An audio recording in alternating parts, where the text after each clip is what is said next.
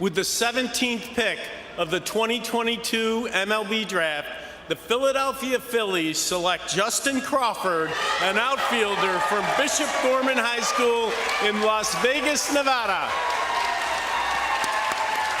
Justin Crawford, 6'3", 175 pounds, elite speed.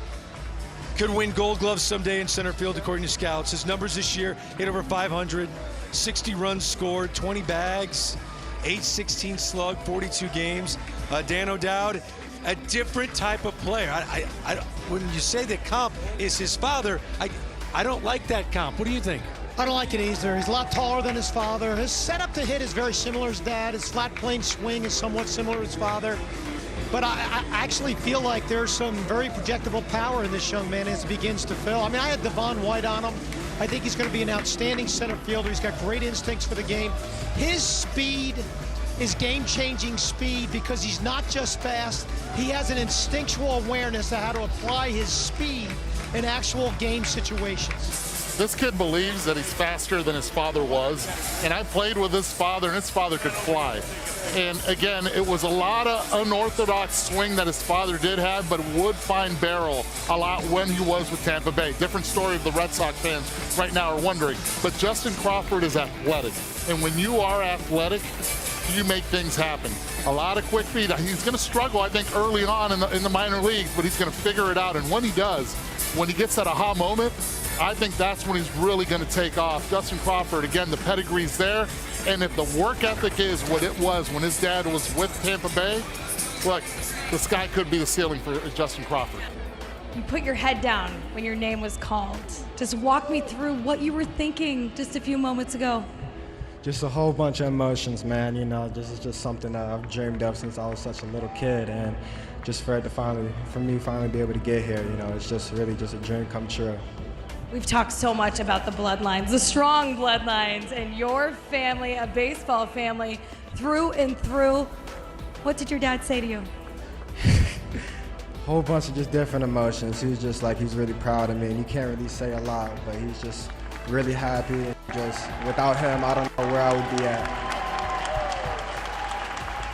Speaking of Pops, in that pre-draft show, you said that you were faster than him.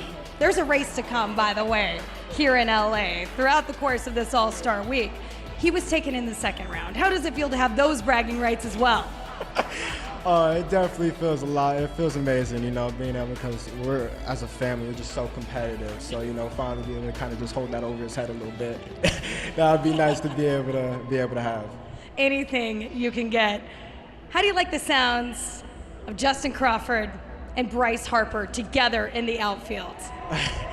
That sounds amazing. You know, I take a lot of pride in that too. You know, both Vegas boys out of Vegas. You know, just to be able to just hear that as a thought, that sounds amazing. You want to say anything to him right now? Hopefully one day we'll be able to playing out there together, and it'll be a lot of fun, and we'll win a few championships together. I also like the fact he's from Las Vegas. Who's from there? Bryce Harper. He's going to work out with Bryce in the winter. I mean, that's what happens, and Bryce will take this kid under his wing, and I think because of that, the offense is going to take off for him a little bit more. Look, you cannot teach speed. We hear it all the time, but you can teach all the other tools.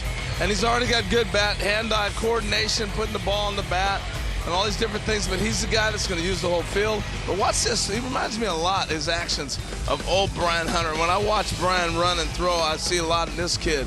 But I love the pick because it's a uniqueness that we don't see a whole lot of, just that ability to skill. Carl took a while to develop as a hitter, and when he did, the power came on later. But Carl Crawford could fly, folks. And if his son can touch anything like his dad, you got a pretty good pick right here with the Phillies. Justin Crawford, I have a comp, because I don't look at it like... Oh, my gosh. Oh, no. What you got? Former Pittsburgh Pirate, 5-time Gold Glover Andy Van Slyke. Oh, wow. I like the St. Louis thing. He also started his career with the Cardinals. Yes, Andy Van Slyke, if you look at his 162 average, Andy Van Slyke hit 274 with 16 homers, 77 RBIs, 24 stolen bases, and he ran. Our next guest, Justin Crawford, who has signed to play for LSU, a college baseball powerhouse. But of course, that is subject to change. He is the son of former big leaguer Carl Crawford. Justin, we appreciate you joining us. Thanks for the time.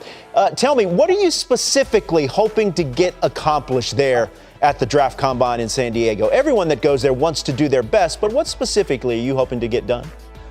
Yeah, of course. Really, my main goal out there to go over there to San Diego at the Combine is really just to kind of go and connect with different teams. I'm not playing any games, kind of shut down, putting the bat down right now for a little bit, just focusing on training. But really, my main thing is really just going out there, talking to teams, and just building more of a relationship with different organizations and GMs. How much will you be working out? Will you be participating in all the drills, or has that decision not been made yet?